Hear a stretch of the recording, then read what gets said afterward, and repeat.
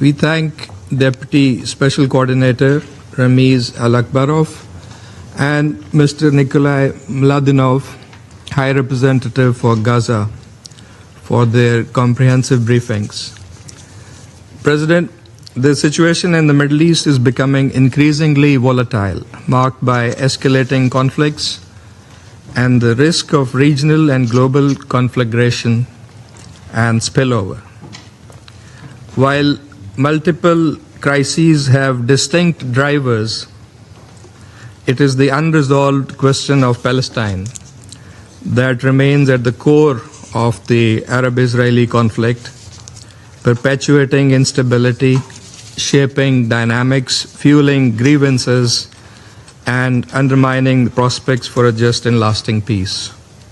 The Palestinian people continue to endure illegal occupation, dispossession, systemic violence, and the denial of their inalienable rights, including the right to self-determination.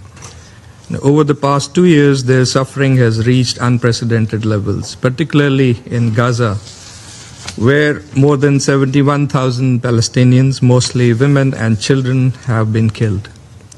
And violence has also intensified sharply in the West Bank, including East Jerusalem, where more than 1,100 Palestinians have been killed in the last couple of years. And in recent weeks, settler violence has reached its highest level since the United Nations began systematic tracking of this particular aspect. What we are witnessing is no longer a matter of isolated incidents, but organized, coordinated attacks against the Palestinian population.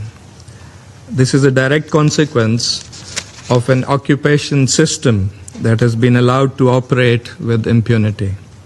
And let me underline that such measures violate international law, undermine the ongoing peace efforts, they run counter to the comprehensive plan, and they jeopardize the prospects of achieving a just and lasting peace. Just days ago, on 15th of March, fire was opened on a Palestinian family in the town of Tamun, where Ali Bani Auda, his wife Waid, and their 2 young sons, Uthman, aged 7, and Muhammad, aged 5, were killed. They were on their way to buy new clothes for the Eid, and 2 of their other children were wounded. And this was not a battlefield, it was a family car on a civilian road. And following this, a wave of settler attacks swept across the West Bank, where masked groups set fire to homes, burned mosques, destroyed vehicles, and injured dozens of civilians. As the occupying power, Israel bears legal obligation under international law to protect Palestinian civilians. That obligation is being violated, unfortunately, with impunity. Pakistan's solidarity with the Palestinian people remains unwavering. We stand firmly with them in their legitimate struggle against occupation, for their dignity, justice, and self-determination, and for the realization of an independent Palestinian state in accordance with international legitimacy. President, we are deeply concerned at the evolving situation in the broader Middle East. In fact, the region stands at a perilous crossroad with risk of wider conflagration and far-reaching consequences.